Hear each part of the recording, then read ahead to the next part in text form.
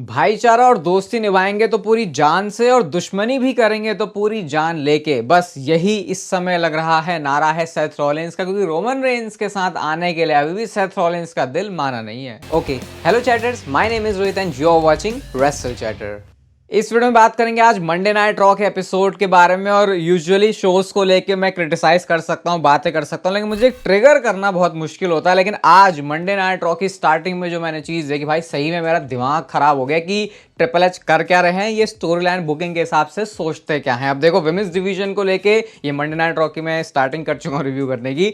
तो women's division की जब मैं बात करता हूँ तो बहुत सारे लोग ऐसा लगता है भाई मैं तो उसके बारे में केयर ही नहीं कर रहा। भाई ऐसा नहीं है, एनएक्सटी में इतनी फॉलो नहीं करता सही से, लेकिन ऐसी चीज़ें हो जाती, मुझे जबरदस्ती वहां पे चीजें देखनी पड़ जाती हैं। ये क्या हुआ, ये तो मैं मिस नहीं कर सकता। वहीं जब मैं मेन रोस्टर की विमेंस डिवीजन की बात कर रहा हूं, भाई मेरा दिमाग खराब हो गया देख के। मैं यही भूल जा रहा हूं कि फ्यूड किसकी किससे हुई है। जबरदस्ती का इतना वॉर गेम्स मैच उन्होंने बना दिया। एक वॉर गेम्स ही ऐसा मैच था जो कि मुझे लग रहा था कि मेरे को एक्साइट कर सकता है विमेंस डिवीजन के बारे में, लेकिन भाई यहाँ पे ऐसा कुछ नहीं है। उल्टा लग रहा है कि वॉर गेम्स हुआ ही क्यों है। ये हुआ कि जबरदस्ती के तुमको क्यों 5 बंदियां खड़ी करनी पड़ रही है। पूरी यही वाली सिचुएशन है भाई। लिव मॉर्गन और ये नाया जैक्स सभी क्राउन जूल में लड़ रहे हैं, अब आके ये साथ में हो जाएंगे। मैं तो भाई कंफ्यूज, मुझे यही नहीं समझ में आ रहा विमेंस डिवीजन देख के कि किसकी फ्यूड किससे है, क्यों है, क्या इनकी हिस्ट्री थी, मैं सब भूल चुका हूं भाई। और वो इस वजह से कि स्टोरी लाइन में कोई डेप्थ नहीं है, तो वो पर्सनल दुश्मनी, वो स्टोरी टेलिंग कभी उतनी डीप में क्या समझ में नहीं आती जरा सी भी। आज I Liv Morgan Raquel Rodriguez के साथ बोल रही है जेड और बियांका के साथ मेरे पंगे हैं, तो हम अकेले नहीं आए। नाया, टिफनी, ये सब आ गई। कैंडिस आ गई।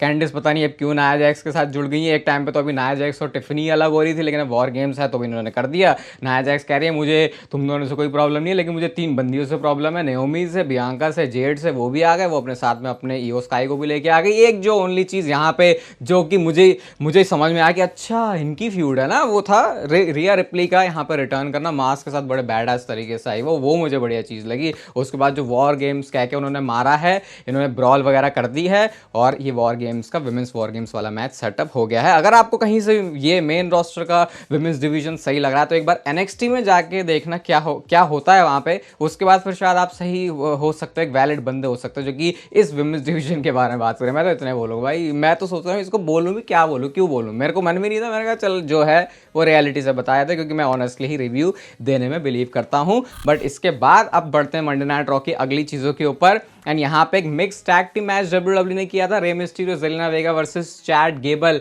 एंड आईवी नायल के बीच में। उस तरीके का एंगल आपको यहाँ पे दिख जाएगा, जहाँ पे जो जेलिना वेगा है वो एक तरीके से चैड गेबल को उन्होंने वो जो ऊपर टॉप रोप से चढ़ के उनको गिराया था, वो कूल लगा था। बाकी 619 लगाया, स्प्लैश लगाया और बस मैच जीत गए। उसके बाद चैड गेबल को क्या हो गया यार, चैड गेबल वो अपने अमेरिकन मेडो को क्या कर रहे हैं, वो उनको मार रहे हैं, वो उनको भिड़वा रहे हैं, पता नहीं कौन सी एनर्जी दे रहे हैं भाई। वहाँ पे तुम कुछ ऐसा रब घसीट के कोई परमाणु बम थोड़ी तैयार कर दोगे, वहाँ पे वो नहीं होने वाला। वहाँ पे कुछ पता नहीं चैट गेवल क्या कर रहे हैं, मुझे समझ में नहीं आया उनका वो पर्पस क्या था। लेकिन जो भी था, कुछ तो हारा बंदा खुद है, जगा रहा है अपने साथियों को, वो मुझे समझ में नहीं आया। इसके बाद बैक स्टेज से एक बड़ा इंटरेस्टिंग सेगमेंट था गुंथर को लेकर। यहाँ पे मैं गुंथर की कैरेक्टर प्रोग्रेशन को लेके बहुत ज़्यादा सीरियस हूँ और इन्वेस्टेड भी हूँ कि चलने क्या वाला है यहाँ पे। गुंथर पहले तो लुडविग कैसर को जाके समझा रहे हैं कि भाई तू मेरे लिए बात मत कर, तू अपने लिए बात कर, तू अपने लिए नाम बना। ऐसा जो गुंथर है वो लुडविग कैसर को समझा रहे हैं।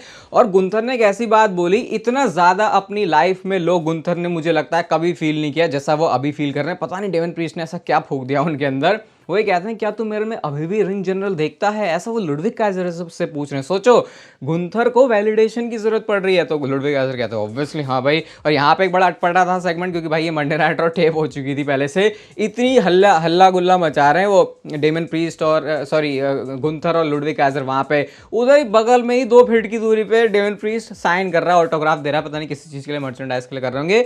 उसको कुछ सुनाई नहीं दे रहा कि गुंथर और लुडविग काइजर यहीं पे। अचानक से गुंथर की नजरें पड़ी, उन्होंने अपना कोट सूट सब कुछ उतारा और उसके बाद डेवन प्रीस्ट को जाके बजाते हैं। लेकिन डेवन प्रीस्ट ने उनको उल्टा ही बजा दिया। और क्या लाइन बोली भाई यहाँ पे डेवन प्रीस्ट ने, वो इस तरीके से बताते हैं कि तू भले ही होगा रिंग के अंदर जनरल, लेकिन जब स्ट्रीट की बात आती है तो मैं किंग हूँ, क्योंकि उन्होंने रिंग के बाहर उनको मारा था। ऐसा कह के वहां से चले जाते हैं। और भाई वहां पे जो क्राउड की फेक नॉइसेस ऐड की हुई थी वो काफी ज्यादा अजीब लग रही थी, क्योंकि ऑब्वियसली वहां पे वो ये जो बैक स्टेज सेगमेंट है ये वहां टाइटनट्रॉन पर दिखाया नहीं होगा लाइव ऑडियंस के लिए, तो वो थोड़ा अटपटा सा लग रहा था। वो आपको पूरे मंडे नाइट रॉ के सारे ही बैक स्टेज सेगमेंट के अंदर देखने को मिल जाएगा। इसके बाद अगला मैच आता है शेमस वर्सेस ब्रॉन ब्रेकर के बीच में, और ये इंटरकॉन्टिनेंटल चैंपियनशिप के लिए मैच था। अगर एक भारी भरकम फाइटिंग बैंगर वाला मैच आपको देखना है तो ये आपके लिए होनी चाहिए मंडे नाइट रॉ के लिए एक डेस्टिनेशन, क्योंकि यहाँ पे वो ब्रॉन ब्रेकर के जो मूव्स है भाई, कभी भी लगता है इतना भारी भरकम बंदा कर कैसा रहा। वो एप्रिन से वो सीधा अनाउंसर डेस्क पे जम कर जाते हैं। आज तो भाई टॉप रोप से कूद गए और ऐसे कूदे कि भाई अपनी गर्दन वर्दन का शोल्डर वोल्डर ना बजवा लेते, वैसा लग रहा था ब्रॉन ब्रेकर को देख के। शेमस अपने अप स्लैम लगा रहे हैं, उनकी जो 10 बीट्स है वो भी हमने देखी है। मिड रोप से वाइट नॉइस लगता है, उसके ऊपर किकआउट हो जाता है। फ्रैंकेनस्टाइनर के बाद स्पीयर के लिए जाते हैं लेकिन उसको उन्होंने नी में कन्वर्ट कर दिया, फिर किकआउट हो रहा है। ब्रॉन ब्रेकर ने स्पीयर तो मार दिया लेकिन वो पिन नहीं कर पाया, और इवेंचुअली जाके जब रिंग साइड पर सुपर स्पीयर के लिए ब्रॉन ब्रेकर तैयार हो रहे होते हैं, लुडविग काइजर को समझ में आ गया कि अपना नाम बनाना कैसे है। उन्होंने आके मैच इंटरप्ट कर दिया, लोगों ने बहुत ज्यादा बू करी वहां पर लुडविग काइजर को, क्योंकि एक बहुत तगड़ा मैच चल रहा था। शायद लोग मान भी रहे थे कि शेमस क्या पता है ये मैच में इंटरकॉन्टिनेंटल चैंपियनशिप जीते, जो कि मुझे नहीं लगता भी वैसे होने वाला है, कंसिडरिंग ब्रॉन ब्रेकर के पास अभी वो टाइटल आया है। उसके बाद डिस्क्वालिफिकेशन सेंड हो गया, लुडविग काइजर ने दोनों को मारा है। तो ये मुझे यहाँ से अच्छा लगा कि अब लुडविग काइजर को इतने टाइम में अब जाके लग रहा है कि कुछ वैल्यू मिल रही है ऑन स्क्रीन। वहीं जियोवानी विंची जो कि पहले हुआ करते थे, उनके बारे में तो नहीं बात करें तो बेटर रहेगा, थोड़ा सा आप आगे प्रोग्रेस कर लिए अगर हम इंपीरियम की बात करते हैं। इसके बाद आती है शो की, मुझे पता है आपकी इंटरेस्टिंग चीज़ों में से एक है ये, और वो है ब्लड लाइन के सेगमेंट। जे, जिमी, सैमी तीनों अपने जो भाई लोग हैं वो चल रहे हैं और वो सीधा जाते हैं सेथ रॉलिंस के पास। और इस बार सेथ रॉलिंस को टीम में आने के लिए मनाया सैमी ज़ेन ने नहीं, बल्कि जे उसो ने मनाया। हाँ, माने नहीं सेथ रॉलिंस। जे उसो कहते हैं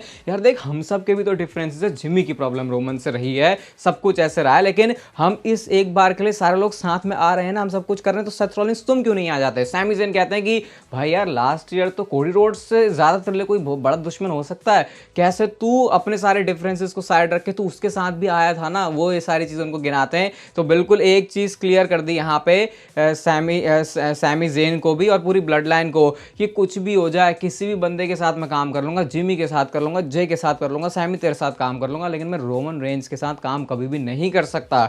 उसके जो कॉन्सिक्वेंसेस है वो इतने हाई हैं कि वो रोमन रेंज फिर से अगर पावर में आ जाए तो एक बार फिर से चीज़ें वो हो जाएंगी, जिसके लिए सेथ रॉलिंस ने पूरी ये ब्लड लाइन को लेके फाइट करी थी। ऐसा सेथ रॉलिंस का एक्सप्लेनेशन था। सब कुछ बोलने के बाद वो गुड लक कह के आई एम आउट कह के वहां से चले जाते हैं। उसके बाद यहाँ पे ब्लड लाइन के बैक स्टेज सेगमेंट है, फनी इंटरेस्टिंग चीजें तो होंगी। जिमी कहते हैं नो यीट, और भाई जे और सैमी देख रहे क्या हुआ भाई, अभी यीट यूनिट ये यीट और नो यूट ये यीट और नो यीट के अंदर ही फंसा पड़ा है। जे भी कहता है भाई चुप हो जा क्या बोल रहा है। तो ये अभी भी करके सैमी, जेन, जे उसो, जिमी उसो ने सबने सेथ रॉलिंस को मनाने की कोशिश कर ली है, लेकिन बात अभी मानी गई नहीं है। इसके बाद टैग टीम मैच आता है, Dominik Mysterio, Carlito versus war readers के बीच में। हार्ड हिटिंग मैच के साथ साथ एक भारी भरकम मैच भी देखना है तो वो आपको इस मैच से मिल जाएगा। ऑब्वियसली यहाँ पे वॉर रेडर्स को ही जीतना था, लेकिन मैच खत्म होने के बाद जो जजमेंट डे है यानी कि फिन बैलर और जेडी मैकडोना इन्होंने आके अटैक किया, तो ये वही है चैंपियनशिप की तरफ मुझे लग रहा है मैच के लिए बिल्ड कर रहे हैं, तो इसीलिए सारी चीजें बता रहे थे।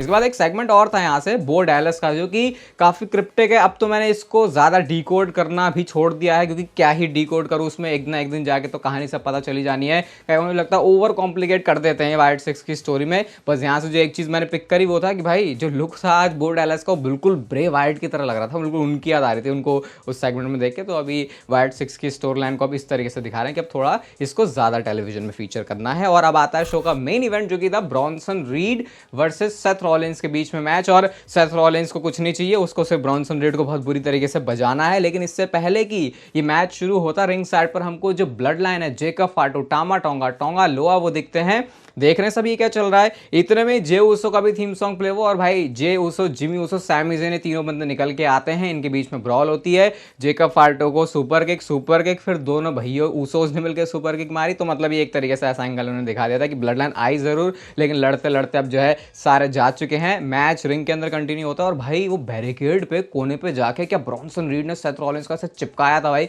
वो बड़ा खतरनाक लगा। वहां पे सेथ रॉलिंस ने पावर बॉम्ब भी लगाया है ब्रॉन्सन रीड को, क्योंकि ऊपर चढ़े हुए होते तो वहां से उनको थोड़ा इजी पड़ा। वो उस पर वैसे कोई खास फायदा हुआ नहीं सेथ रॉलिंस को। इसके बाद एक जो मूव्स है वो दिख रहे हैं। हर बार ब्रॉन्सन रीड किकआउट कर रहे हैं। फ्रॉग स्प्लैश मारा, उसके ऊपर किकआउट कर दिया। डेथ वैली ड्राइवर पे सेथ रॉलिंस ने किकआउट कर दिया। सेथ रॉलिंस ने पेडिग्री मारी तो उसके ऊपर फिर ब्रॉन्सन रीड ने किकआउट कर दिया। अब इसके बाद वो भाई स्टॉम्प मार दिया उन्होंने, और कह रहा है अब ये ऐसे तो मारेगा नहीं। वो टॉप रो पे पता नहीं स्प्लैश मारने जा रहे, कुछ तो करने जा रहे थे। सोलो सिकोआ खड़े हो जाते हैं अनाउंसर डेस्क के ऊपर, और ये चीज डिस्ट्रैक्ट करती है सेथ रॉलिंस को, और ब्रॉन्सन रीड को भाई क्या तगड़ा वाला एडवांटेज मिला है यहाँ पे। पहले तो उन्होंने 2 जो है डेथ वैली ड्राइवर लगाया, फिर सेंटॉन लगाया, उसके बाद वो सुनामी के लिए जाते हैं। भाई साहब सेथ रॉलिंस आज मंडे नाइट रॉ में पिन हो चुके हैं और ब्रॉन्सन रीड ने सेथ रॉलिंस को पिन किया है। और सीक्वेंस कुछ यहाँ पे ऐसा है कि अभी तक सेथ रॉलिंस माना नहीं है और बिल्कुल एंड में शो के सोलो सिकोआ ब्रॉन्सन रीड के साथ कुछ इस तरीके से खड़े हैं, क्योंकि वो तो भाई उनके 5th मेंबर बन चुके हैं कि वो उनका हाथ जो है रेस कर रहे हैं। और अभी भी यहाँ पे एक जो बंदा है उसकी कमी है ब्लड लाइन के लिए। ओवरऑल यार अगर मैं मंडे नाइट रॉ की बात करूं तो मैं इसको 3.75 स्टार की रेटिंग दूंगा। बहुत बहुत बहुत ज़्यादा विमेंस डिवीजन पे काम करने की ज़रूरत है इस समय जैसी हालत लग रही है मंडे नाइट रॉ की, और यही सेम चीज़ जाती है स्मैकडाउन के लिए। बाकी ये था मेरा मंडे नाइट रॉ का रिव्यू। आप बताओ आपको शो कैसा लगा। ये वीडियो आपको अच्छी लगी तो भाई से लाइक कर दो, चैनल को सब्सक्राइब कर दो ऐसी और मस्त वीडियोस के लिए, और तब तक फिर लेते रहो जिंदगी के मजे।